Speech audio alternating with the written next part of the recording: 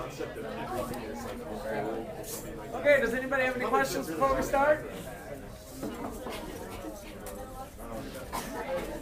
Pull out your market models. We're going to spend a little bit of time on this for starters today as we start to build up what this macro economy looks like.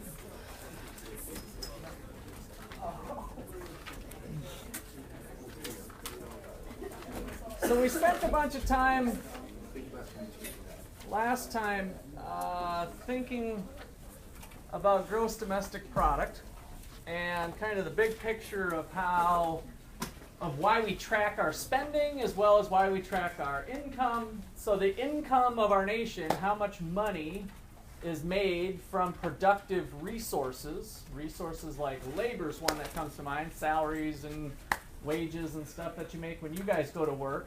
But in addition to that, the rent that the landlord gets, the profits from various ventures, interest payments, all of those are different sorts of income for the nation.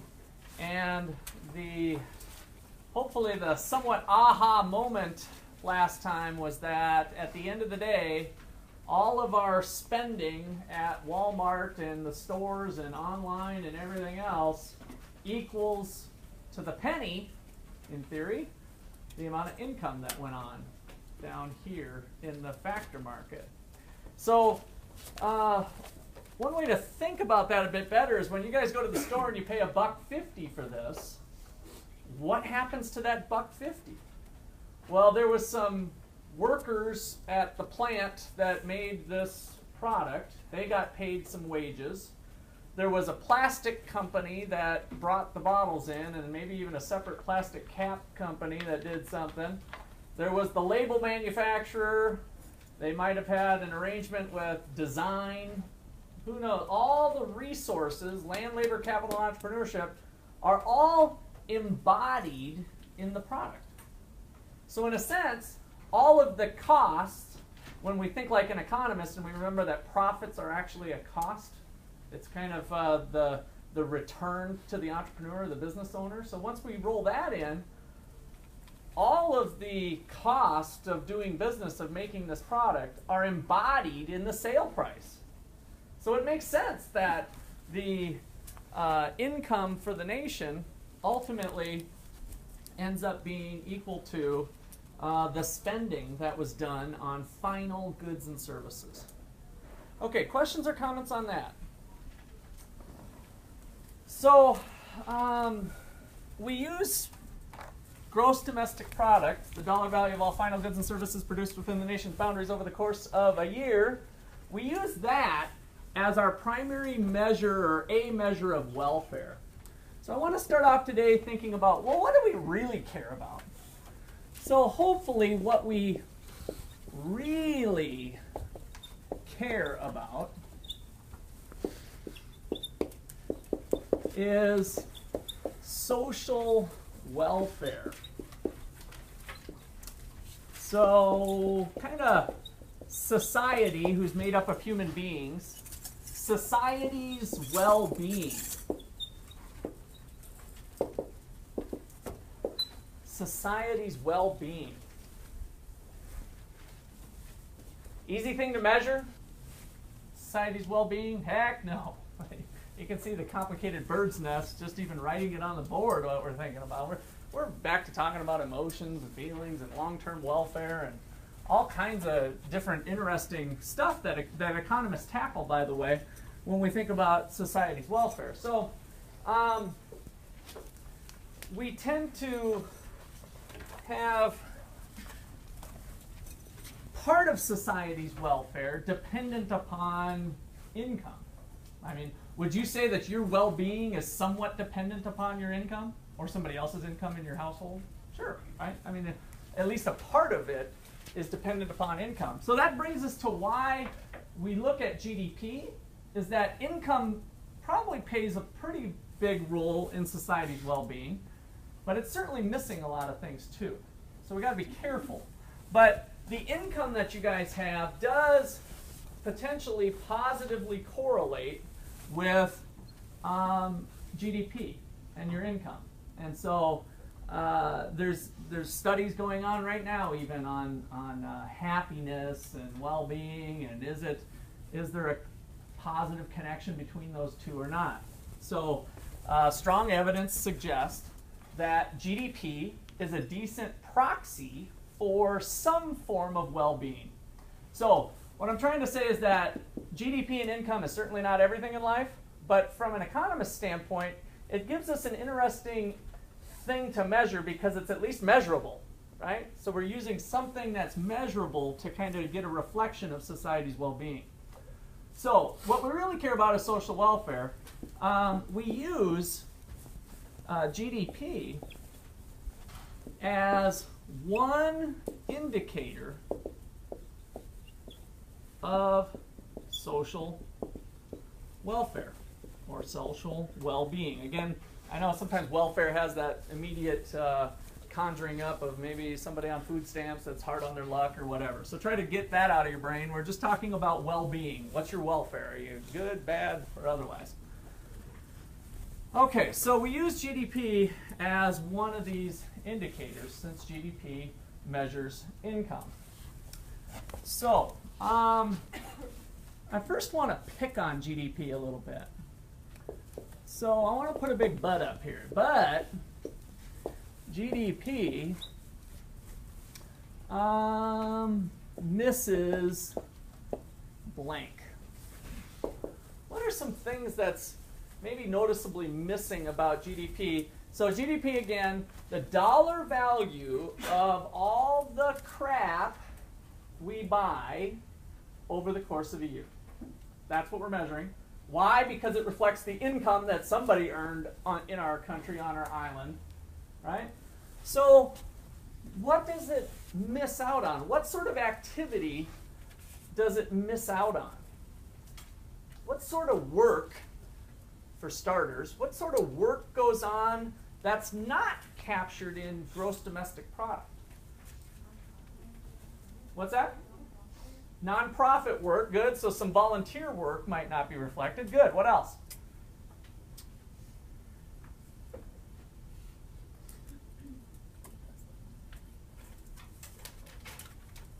Think about stuff you did this week. How many people did their laundry this week? Show of hands. And is that in GDP? Could it have been in GDP? How? Use a laundromat.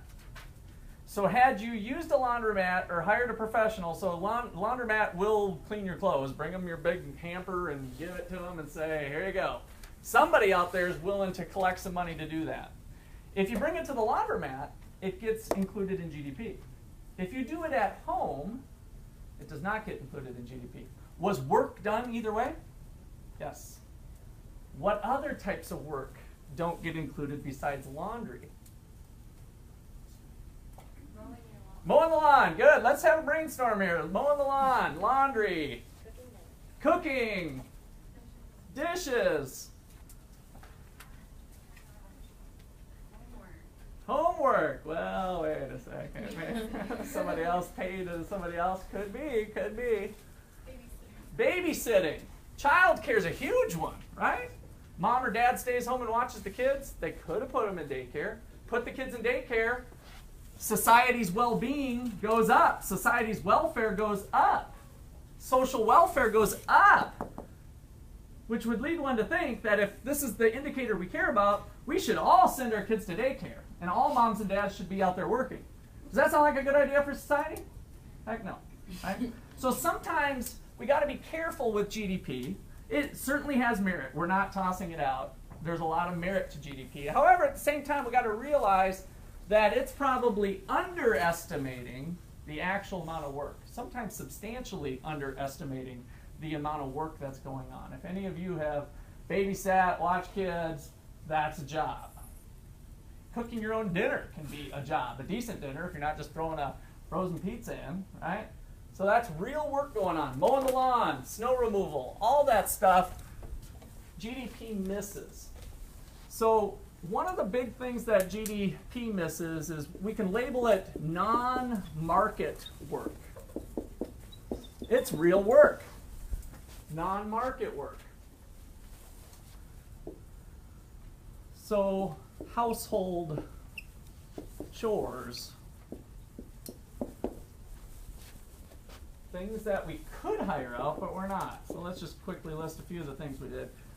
Laundry, cooking, childcare, all very important, all gets missed out on. So our conclusion from that little bit is to say, therefore, GDP underestimates the quantity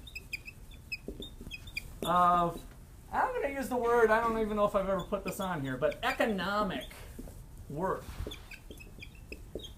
You know, I think I told you this earlier. I feel like economics gets a bad rap sometimes. They're like, oh, it's always about money. And no, it's not. It's not about money at all. In fact, an economist takes this into serious consideration. Non-market work. Well, geez, there's more to the picture than just measuring dollars and cents here with GDP. Okay. So non-market work in the form of household chores. Now that I use the word non-market, can you think of other non-market-based work that GDP doesn't capture? Illegal. Right. The drug dealer, right, he doesn't tend to report that to the IRS, that money that is making. Prostitution, another one. Any illegal activity that goes unreported is real work. That drug dealer had to go out to the corner and peddle his goods. I mean, there was real labor involved, right? And there was a real income earned, and nothing is getting reflected in GDP from that non-market work. So we've got these household chores here. We also have illegal activity.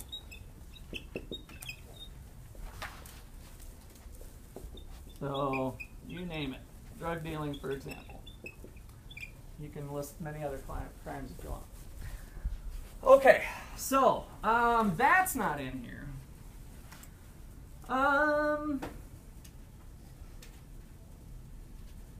Anything else come to mind? Then if we're adding up all the spending, that hey, maybe there's more to it.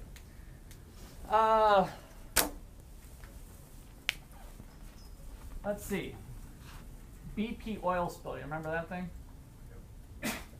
How did that affect GDP?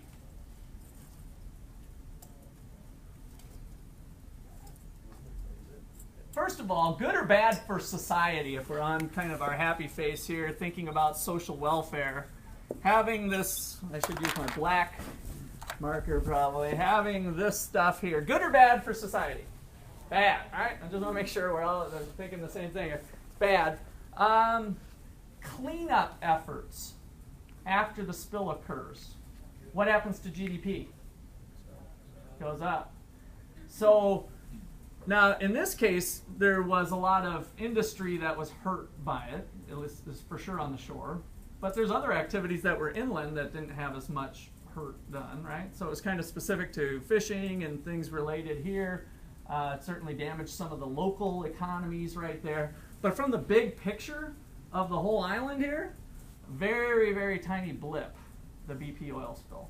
So bad for society. We can maybe argue a little bit on, well, there was cleanup efforts that helped GDP. There was some lost jobs that take away GDP. All of those were little blips on the radar screen. What else was bad about this spill? The environmental damage, right. So we got fish, thousands of fish dying, whatever. The shores, I don't know if there's any coral around this area or whatever, but, you know, environmental issues. So GDP tends to not take into account environmental issues. And in fact, it can work in the opposite direction. So the cleanup efforts tend to increase GDP when something bad happened. We could go to Twin Towers and think about that too. Cleanup efforts, there's actual work, there's income, we're putting people to work. Again, there was a loss of jobs. There's a lot of complicating factors, but that works kind of counter to what we're potentially trying to do. So another thing that GDP misses is the untangible, or let's call them untangibles. I'm not sure if that's a word or not, but untangibles like environmental issues. So example, BP oil spill. BP oil spill, cleanup efforts leads to an increase in GDP, even though the spill was bad for society. So from an economist standpoint, our indicator's not doing the right thing. GDP's going up. Oh, everything's fine in society. Well, no, GDP's going up because a bad thing happened. You get what I'm saying? How we're using indicators of things in a different way. All right, questions or comments on that so far? All right, so GDP is not perfect, but it's something that's measurable, and that's part of what we're going to spend time learning is what it is and how we go about measuring it. All right, so pull these out. I want to flip to the government entering the picture here. Did I go through the government one already with you guys? I didn't think we did. All right, so boom, boom, boom, we add another agent to the economy. So we don't have consumers and producers. We now have consumers, producers or firms, and the government. And so what happens in the picture when we add a government? Well, the first thing I want you to think about is that some of these resources are being diverted away from where they were before. It has to happen. We added another player. That player is now getting some sort of stream, and so there's less out there for the other two. Not sure which one's affected. I just know that we have a certain amount of the pie there, and there's now some extra arrows flowing. So in the upstairs market, I want to introduce you to our first macroeconomic variable term. Well, maybe second. I guess we hit GDP already. C is for consumption. So start thinking about that stuff that we buy at Walmart being consumption by households. Consumption makes up about 70% of GDP. So it's the largest component of gross domestic product is consumption. All right, now, how does the government collect money? Well, when you guys go to the cash register, what happens? You bought a $100 DVD player. Do you shell out $100? No, you shell out about 109 in Kansas, right? So you got the tax. So that's called a consumption tax. And what happens is that money doesn't all ultimately flow to the company. A portion of it flows to the White House down here. And so that is one tax revenue source for the government. Now in the downstairs market, remember we have income. That's going to be this little variable Y here. So income is being paid from the firms to the households.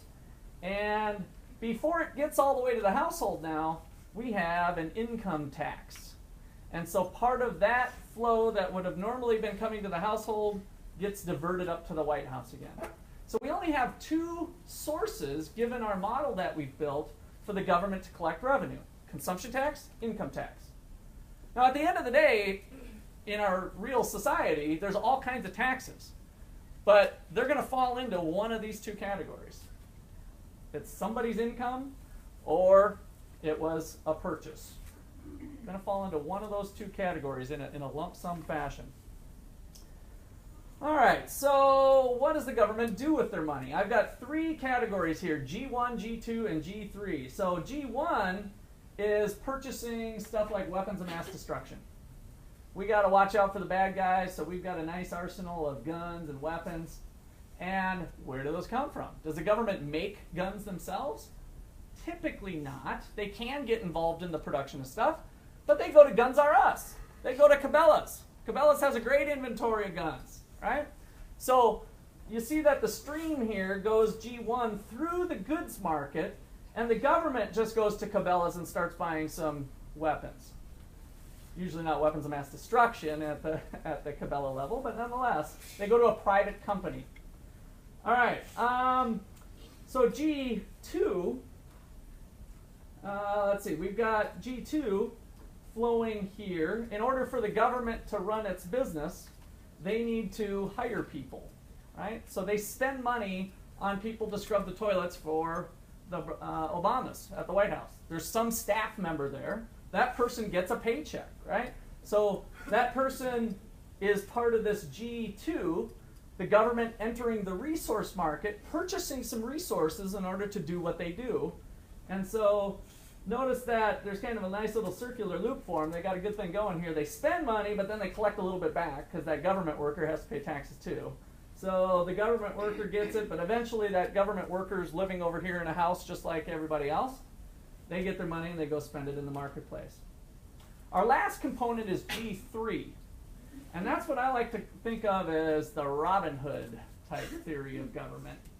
So we transfer money. So what you see is that the White House has an arrow going straight over to households. So some of the money that gets collected is just a direct gift or transfer, as we talked about last time, over to somebody else. And so we take from the rich, give to the poor. We take from the young, give to the old. What system's that? Social Security is a transfer. It's never been a retirement fund thing. It's not a 401k. It's different. It's always been, since it started, a tax and transfer. It's kind of a neat idea, actually. It's got some issues right now that we'll talk about later. But if the United States population is growing, we can always take some money from the young, tell them that they're going to have some more when they're old. It's kind of like a retirement plan. And give it to the current old. We take from the young and we give to the current old. That's what that plan always was. As long as the population continues to grow, it's no problem. But I guess since I brought it up, the problem we're facing now is that we had a big boom. What was that thing called? A big blurb in population. The baby boomers. So we got done with World War II and everybody wanted to have sex. They came back and made babies. Seriously, that's exactly what happened. They made lots of babies. And so the baby boomers created this little bubble in our expansion path of population. It was just kind of going up and up and up and up. Then it went really up, and then it didn't sustain. We didn't continue to have these babies like we were before. That's the baby boom bubble. Now we have a young population, and I'm looking at a lot of them, that are going to have to be taxed to fund those boomers. That's you guys. And that means you got to ramp up.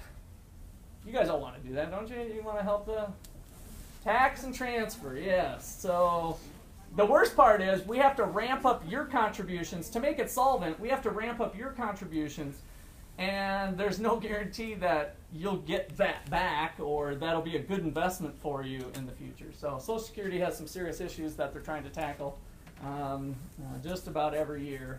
But like so many things in the government, they kick the can down the road. Let's do this for now, and then next year we'll figure it out.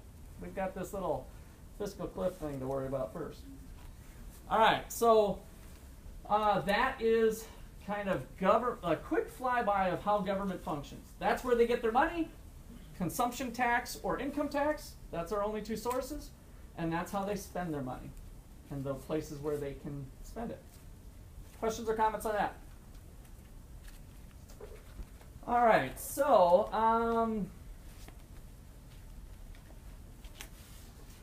save the next one. Let's break down the ways we calculate GDP. We have two approaches to measuring GDP. We can add up everybody's income, and whatever that number is reflects GDP. Or we can add up all the spending that was done. Because what we deduced last time was that income equals spending. The two at the end of the day in the macro economy have to equalize each other. So one way to do it, add up incomes. The other way to do it, add up expenditure. So we're going to start with expenditure. So two ways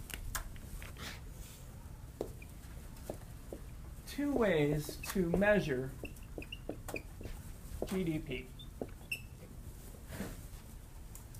Number one is the expenditure approach. And number two is the income approach.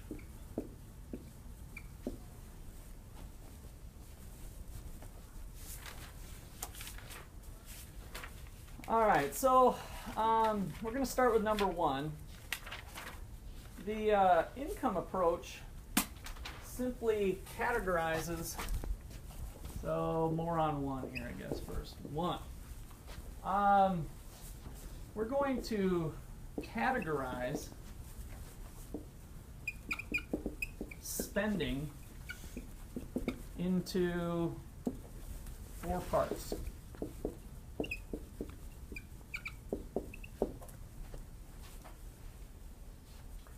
We're just going to categorize our spending, just for measuring purposes, into 4 parts.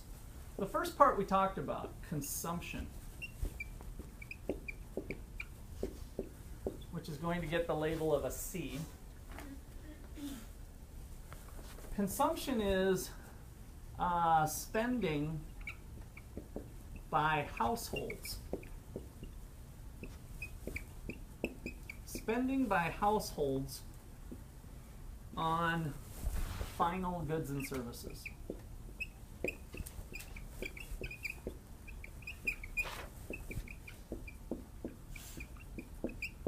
Spending by households on final goods and services. It represents about 70% of GDP. So it's the largest component. It's about 70% of GDP.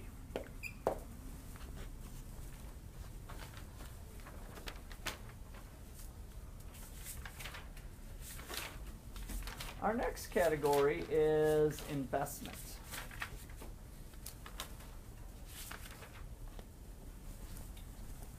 So number 2 is investment.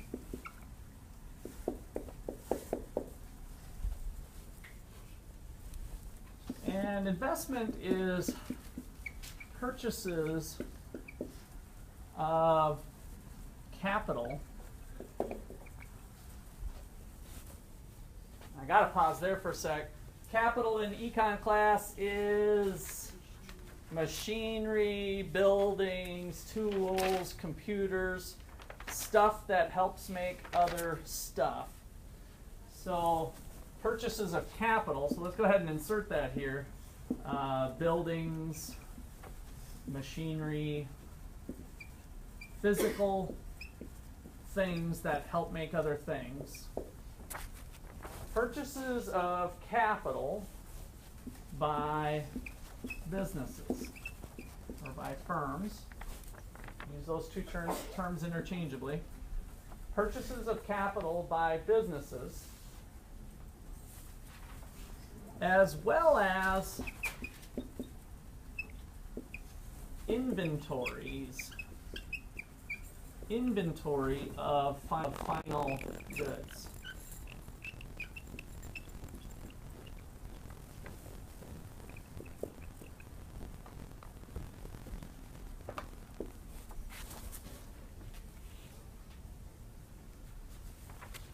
So this plays a pretty important role here. So unsold goods, stuff that's sitting on the shelves at Walmart, they paid for potentially. So you can kind of think of a retail business like Walmart. They tend not to make a lot of their stuff. Most of the stuff, I don't know what the fraction would be, is stuff they buy from other wholesalers, right, or other contractors. So they put stuff on the shelves. So they buy that stuff ahead of time, mark it up, and sell it to you. That's inventory. They're holding inventories of final goods and services. So that's in this component of investment too.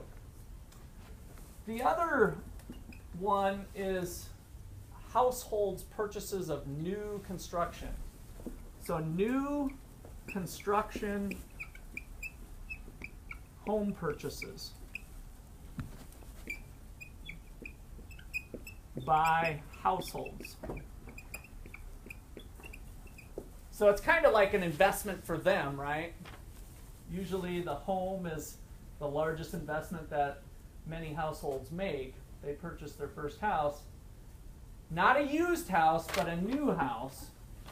That belongs in new final goods and services. We don't put it into consumption because we don't want to mix houses and Twinkies. That just doesn't seem right, right? Go buy a box of Twinkies, and that is consumption. Go buy a $250,000 house, and that's consumption too. So it's not a consumption good. It's got this longevity to it. So we're going to put that into investment. Okay, so questions or comments on that one?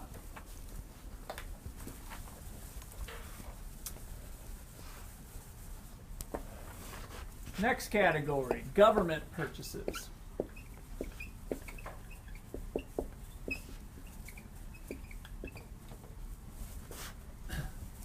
So all government spending, we're just going to call G. So this is just simply kind of self-explanatory, but government spending. They might be buying weapons, toilet paper, or some computers. But whatever they spend, they spend. So that government spending kind of has its own category sitting over here in the G. And then our last component is net exports. Net exports, which I'm going to use the notation of just a big capital X. Now, whenever you see that net something, what does that tell you? What should you be thinking right when you see the net? Something subtracted. Darren, what did you say? I said the total. The total? The total from what? Something subtracted from a total of something. Right? So it's usually the thing that follows. So if I say my net income is $100,000, what does that mean? After taxes, right? So if we think about our gross income versus our net income, we're using the same terminology here. So usually there's something subtracted from whatever follows next. So net exports is exports minus imports. So net exports is exports, which I'm going to use the notation capital EX for exports. We just got out of international trade, so hopefully that is a little easier to remember. And imports, what we buy from the rest of the world, is the net of those two things.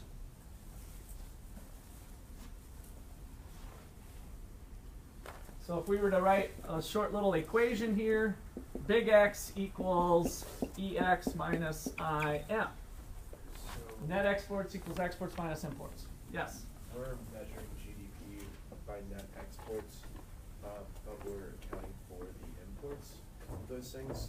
How does that go with the produced within a nation's boundaries? We'll shake that out in a little bit. And I don't get too worried about that accounting formula, but we will work through that. Okay? Anything else? One thing to remember, just because we just came out of cars and food and thinking about quantities, this is a dollar value measure of exports, right? This is the dollar value of stuff we sold to the rest of the world versus the dollar value of the stuff we purchased from the rest of the world. Now, one little side note is for the United States, for the most part, what's true about this expression? It's negative. We import more than we export. A trade deficit. So for the U.S.,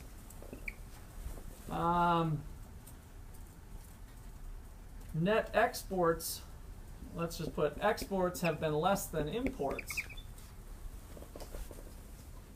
for about 40 plus years, for the most part. For about 40 years, we call this the trade deficit.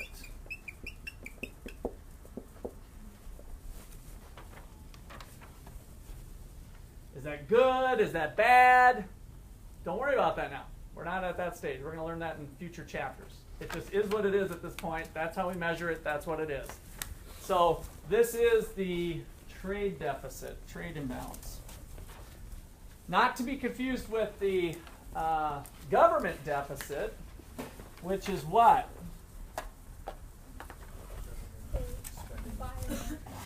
What's that? They spend more. Who's they?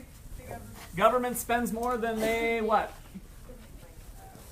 Than they make. So is deficit a flow variable or stock variable?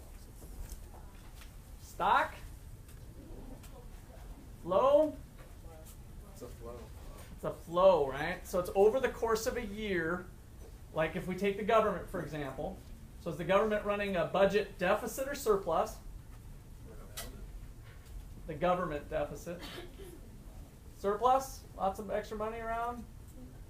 No. Big time deficit. Biggest deficit in history. Like $1 trillion worth of deficit. All right, so that is the government deficit. I only wanted to bring that up because it relates back to what we were doing earlier. If the government collects less from its revenue sources in a given year than what it spends in different areas, it has a deficit. Now, what does the government do then to pay for the stuff? I mean, Cabela's still wants to be paid. They sell bonds, they borrow. Okay, we'll get to that later, but I think it's helpful to at least see that. So the deficit ends up getting funded by borrowing. All right. So let's see. We put them all together, and I think the kind of interesting thing that comes about is that our indicator of social welfare depends on cigarettes. Yeah. Yeah, we got cigarettes. I just think that's kind of interesting. We're talking about social welfare. So GDP is equal to the sum of these four categories. C plus I plus G plus X. Cigarettes. Sig X. Get that one now. All right. So that's the way I always memorized it. We're still talking about expenditures, though, right? We're not. Yes, this is still expenditure approach. Yep. Okay. So there's our four components. All we're doing is we're saying all the crap we buy in the United States can be broken down into these four parts, which are somewhat arbitrarily picked. We're looking at spending by households. If we go back to our picture here, the spending these guys do, the spending these guys do, for the most part, a little bit of households there, the spending these guys do, and finally the spending, which doesn't show on this picture, but the spending net of what we do with the rest of the world versus what they do with us. So that is the expenditure approach. Now, go ahead and turn to your next graph. And I've got the cigarettes in a little bit different form. So up top, you can track the arrows to kind of remember. This all plays in line with the categories we just did. So the household C, I pointed that out earlier. That's going through the resource market. Investment, watch, follow that arrow. The investment comes from these guys. It's spending by businesses for the most part on machinery. It kind of goes, whoop, it comes right back. So that's the investment category. Government spending, we talked about. Weapons of mass destruction coming is the large part of government spending. Actually, a larger part is transfer tax, but that's beside the point for now. And then finally, the net exports is how much we are buying or selling to the rest of the world versus what we're buying from them. So we do have this extra flow coming off of our domestic American households. Some of that might be heading to row, our affectionate rest of the world, or it might be heading to a U.S. American industry or company. All right, so that's kind of tying that together all through the expenditure approach. Okay. I want to add on to this a little bit more. since it's right here in somewhat equation form. So let's just say kind of note. GDP is, let's see here. Give me a number between 10 and 13. 11. 1, 2, 3, 4, 5, 6, 7, 8, 9, 10, 11. What do you got for GDP? Definition. You can look back in your notes. Definition. Gross domestic product. I'm looking for more. What do you got for GDP? I have Got Darren and then an indicator of social welfare or well-being. no. Look deeper back in your notes. Sarah, what do you got for gross domestic product? Dollar value of all final goods and services produced within a nation's boundaries over some time. Ah, Darren. Definition of GDP. What she just said. Sarah, definition of GDP. You did awesome. Dollar value of all final goods and services produced within a nation's boundaries over some time period. Awesome. Darren. Something about a dollar value. Dollar value. Sarah, you can look back in your notes. Sarah, give me a definition. We're not leaving until we get it. Dollar value of all final goods and services produced within a nation's boundaries over some time period. Okay. Dollar value of all final goods and services produced within a nation's boundaries over some period of time. Beautiful. Daryl, definition of Yeah. GDP. Dollar value of all final goods and services of a nation's boundaries, within the nation's boundaries over a given time period. No. Well, you were close. I'll give it to you. The produced within a nation's produced, boundaries. yeah. Yeah. So that was the one word you missed out of there. Okay. So I wanted to kind of come back now that we've done this and not forget that I got to get my little camera guy here following. If we were to express that, it's the dollar value of all crap, right?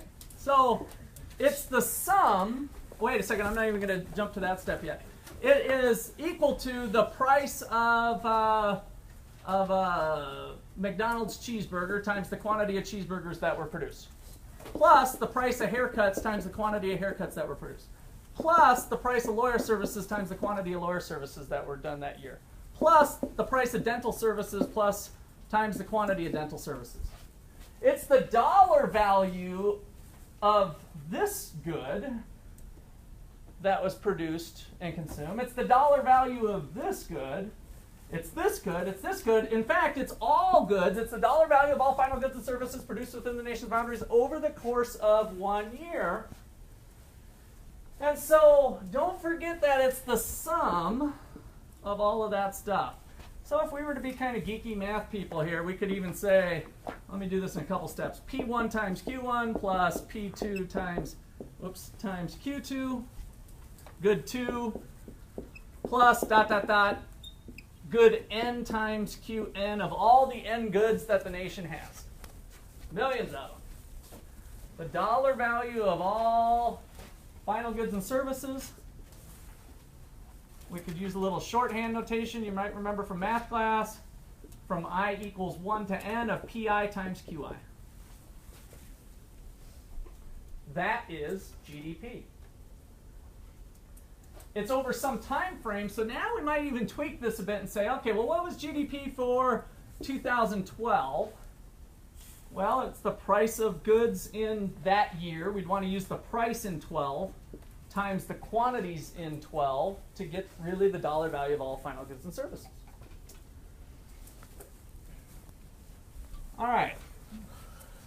This I wanted to tie back here. It's the sum of spending that these guys did, so we could kind of take this and now categorize it to say it's the sum of consumption spending plus the sum of all business spending on investment plus the sum of all government spending plus the sum of the nets of the two of the exports. Just to kind of connect here what's going on.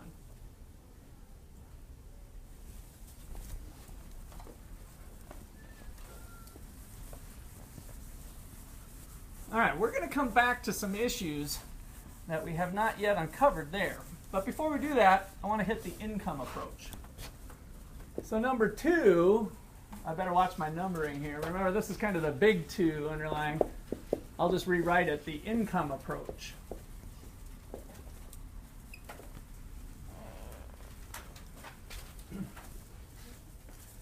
So the income approach is saying, okay, wait a second. I get the whole expending thing, categorizing all these places.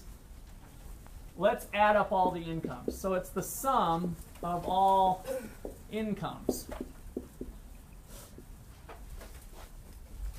from the factors of production, which is a fancy word for resources.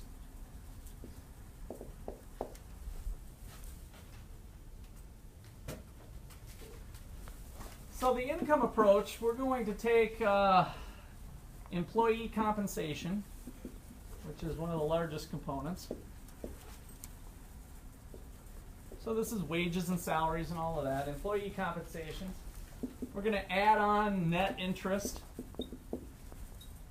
some interest earned. We're going to add some rent payments, rental income.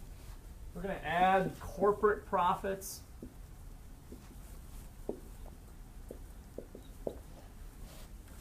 We're going to add small business proprietors' income. So proprietors, so you're not incorporated, you're just a small business owner, maybe proprietor's income. Small business.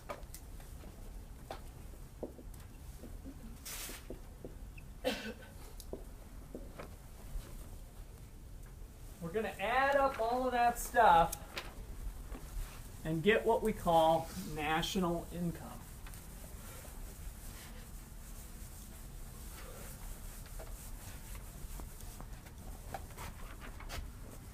So we add it all up, draw a line if I was continuing this up, and you get national income.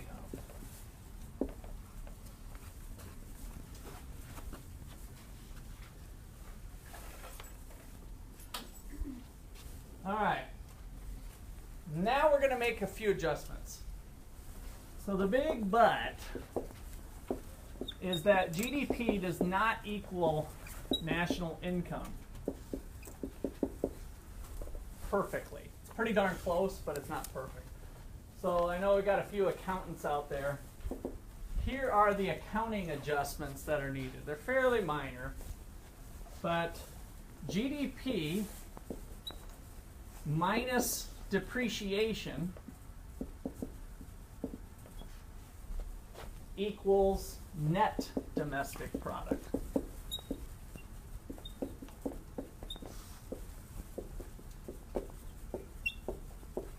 NDP.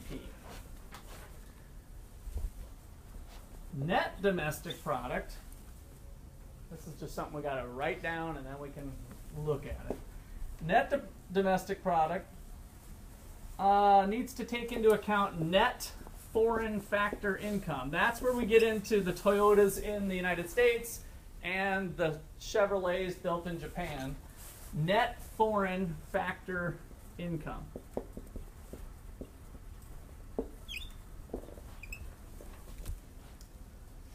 And then minus some taxes that get in the way called indirect business taxes. And at the end of the day, that's how you get, starting from here, starting from GDP, take into account this other junk, and at the end of the day, you get national income. I feel obligated to have to write this on the board, but we're going to use very little of it. It's not important for me to have you to have that equation memorized for class. But there, I've done my duty and class is done. We'll see you Wednesday.